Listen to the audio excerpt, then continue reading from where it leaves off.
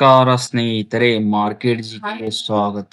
Nifty 50 ಸೂಚ್ಯಂಕ್ 25,000 ತಲುಪಬಹುದೇ?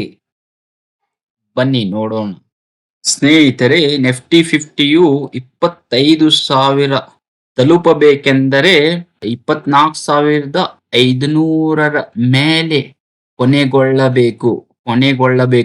ಆವಾಗ 25,000 Nifty 50ಯು ತಲುಪಲು ಸಾಧ್ಯವಾಗುತ್ತದೆ ಸ್ನೇಹಿತರೆ. ಬನ್ನಿ ಸ್ನೇಹಿತರೆ, ಇವತ್ತು ನಿಫ್ಟಿ ಪ್ರಾರಂಭವಾಗಿದ್ದು ಎಲ್ಲಿಂದ ಮತ್ತು ಎಲ್ಲಿಂದ ಕೊನೆಗೊಂಡಿದೆ ನೋಡೋಣ. ನಿಫ್ಟಿ 50ಯು ಪ್ರಾರಂಭವಾಗಿದ್ದು 24,704 ಸ್ನೇಹಿತರೆ. ಕೊನೆಗೆ ತಲುಪಿದ್ದು 24,354.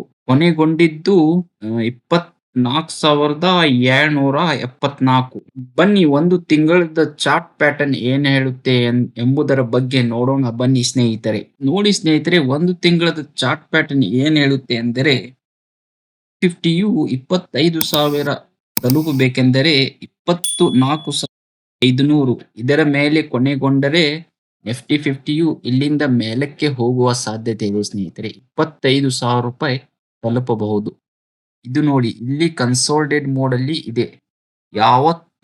ಯಾವಾಗ ನಿಫ್ಟಿ 50ಯು ಇಲ್ಲಿ ನೋಡಿ ಸ್ನೇಹಿತರೆ 24,100 ಕೆಳಗಡೆ ಬಂದರೆ ಮತ್ತು ನಿಫ್ಟಿ 50ಯು ಬೀಳುವ ಸಾಧ್ಯತೆ ಇದೆ, ಕೆಳಗಡೆ ಹೋಗುವ ಸಾಧ್ಯತೆ ಸ್ನೇಹಿತರೆ. ಇವಾಗ ನೋಡಿ ಸ್ನೇಹಿತರೆ, ಇಲ್ಲಿ ಸಪೋರ್ಟ್ ಲೆವೆಲ್ ಅಲ್ಲಿ ನಿಫ್ಟಿ 50ಯು ಕನ್ಸಾಲಿಡೇಟ್ ಅಲ್ಲಿ ಇದೆ. ನೋಡಬೇಕು ಸ್ನೇಹಿತರೆ, ನಿಫ್ಟಿ 50ಯು 24,500 ನಾಳೆ ಕೊನೆಗೊಳ್ಳುತ್ತಾ ಇಲ್ವಾ ನೋಡಬೇಕು. ಏನಾಗುತ್ತೆ ನಾಳೆ ನೋಡೋಣ ಸ್ನೇಹಿತರೆ. ಇವತ್ತು ವಿದೇಶಿಯರ ಮತ್ತು ಮ್ಯೂಚುವಲ್ ಫಂಡ್ ಗಳ ಡೇಟಾ ನೋಡೋಣ ಬನ್ನಿ. ನೋಡಿ ಸ್ನೇಹಿತರೆ, ಎಫ್ಐ ಡೇಟಾ ಅಂದ್ರೆ ವಿದೇಶಿಯರು ಇವತ್ತು 7,78,00,000 ಅಷ್ಟೇ ಖರೀದಿ ಮಾಡಿದ್ದಾರೆ.